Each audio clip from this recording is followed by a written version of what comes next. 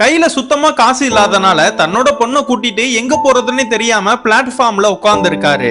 இவர்கிட்ட இருக்கிற கொஞ்ச காசை மட்டும் வச்சு பக்கத்துல ஒரு ரூம் புடிச்சு அவங்க பொண்ணை பத்திரமா இருக்க சொல்லிட்டு வெளியில கிளம்புறாரு.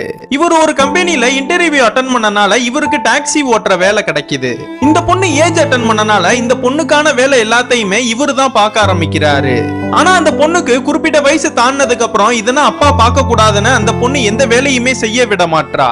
இந்த பொண்ணு டாக்டர்கிட்ட கூட்டிட்டு போய் இந்த பொண்ணை பத்தின எல்லாத்தையுமே சொல்லி சொல்யூஷன் கேட்கலாமேன்னு போனா இவங்கள உங்களால பாத்துக்க முடியாது, இந்த பொண்ணை ஒரு ஹோம்ல சேர்த்து விட்டுருங்கன்னு சொல்றாங்க. இதனா இவரு கேட்டுட்டு இந்த பொண்ணை ஹோம்ல சேர்த்து விட்டா அவங்க இந்த பொண்ணை ஒழுங்கா பாத்துக்காம இந்த பொண்ணை போட்டு அடிக்க ஆரம்பிக்கிறாங்க. இதனா பாக்குற இவரும் மனசு தாங்காம அந்த பொண்ணை தான் கூடயே கூட்டிட்டு வந்துடுறாரு.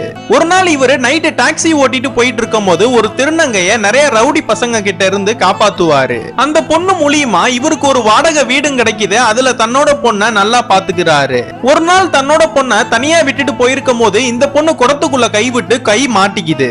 அதுக்கப்புறம் இவர் வந்து ஹெல்ப் பண்ணி அந்த குடத்துல மாட்டி இருக்கிற அந்த கையை எடுத்து விட்டுறாரு. அதுக்கப்புறம் தான் இவர் ஒன்னு நோட் பண்றாரு, தன்னோட பொண்ணை தனியா விட முடியாது, யாராவது ஒருத்தவங்க பாத்துக்கணும்னு யோசிக்கிறாரு. தன்னோட ஓடி போன மனைவியை கண்டுபிடிச்சு அவங்க கிட்ட பேசி கூட்டிட்டு வரலாமேன்னு பார்த்தா அவங்களுக்கு வேற ஒருத்தன் கூட கல்யாணம் ஆகி அவங்களுக்கு குழந்தை இருக்குன்னு தெரிய வருது.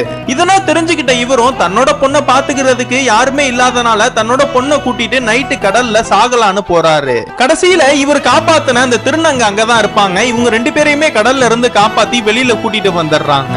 அதுக்கப்புறம் கொஞ்ச நாள் கழிச்சு பார்த்தா அந்த திருநங்கையே இவர் கல்யாணம் பண்ணி அந்த பொண்ணை ரொம்ப நல்லா பாத்துக்கிறாங்க. இவர் ஆசைப்பட்ட மாதிரியே தன்னோட பொண்ணை ரொம்ப நல்லா பாத்துக்கிறாங்க. இதனாலேயே இவங்க 3 பேருமே ரொம்ப சந்தோஷமா இருக்காங்க.